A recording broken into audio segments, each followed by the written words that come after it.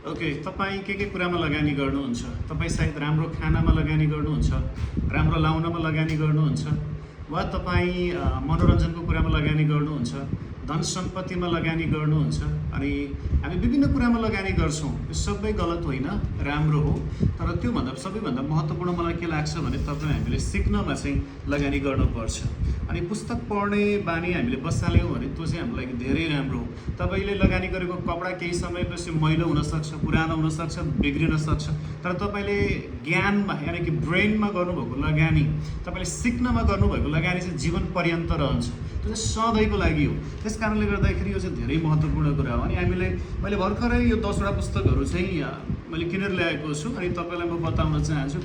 र यो चाहिँ जस्तै अहिले यो किताब म पढिरहेको छु, द लिडर इन यु भन्ने है। यो चाहिँ मैले 10वटा मैले मगाएँ, त्यसमध्येमा चाहिँ मैले योबाट सुरु गरेँ, द लिडर इन यु है।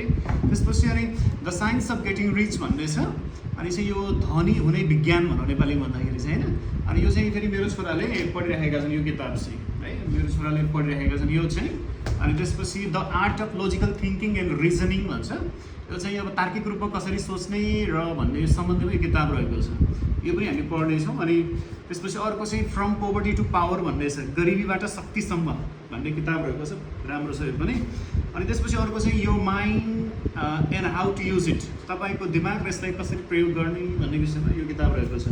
त्यसपछि द सिक्रेट अफ सक्सेस, सफलताको रहस्य भन्ने किताब रहेको छ, यो पनि हामी पढ्छौँ।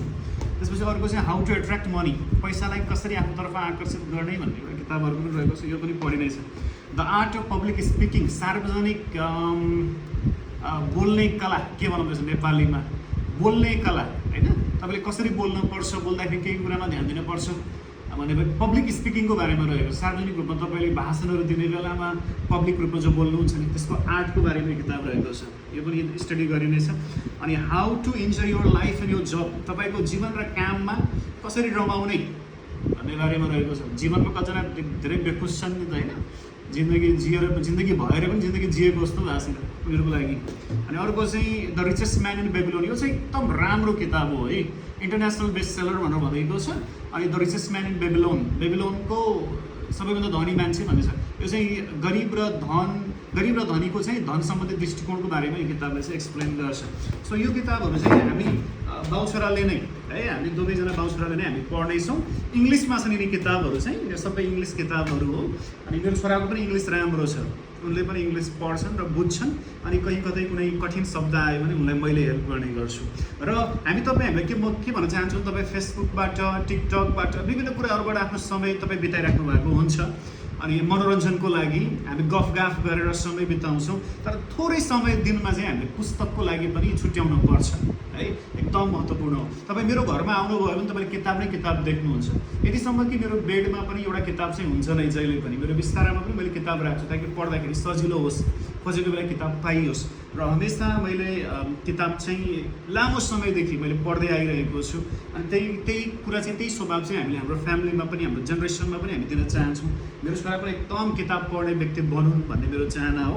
अनि हामी चाहिँ बाउछोराले नै 1 by 1 गरेर यो किताब चाहिँ हामी 10वटा किताब छन्, यसलाई हामी भ्याउने हाम्रो टार्गेट हो। अनि तपाईँले पनि म तपाईँलाई यही सल्लाह दिन चाहन्छु, यो जो छ नि यो इन्भेस्टमेन्ट एउटा सानो लगानी हो, अनि यो जीवन पर्यन्त रहने लगानी हो कि। तपाईँले किनेको कपडा, तपाईँले लगाएको घडी, तपाईँले गरेको अरू इन्भेस्टमेन्ट समयसँगै थोत्रो हुँदै जान्छ, जीवन पर्यन्त रहन्छ है। तपाईँले सिकेको कुरा चाहिँ सधैँभरि रहन्छ। त्यसकारण छोटो सानो लगानी गरेर होइन, सानो लगानी गरिकन तपाईँले किताबमा पनि लगानी गर्नुहोस्, सिक्नमा पनि लगानी गर्नुहोस्, त्यो चाहिँ तपाईँसँग सधैँ रहन्छ।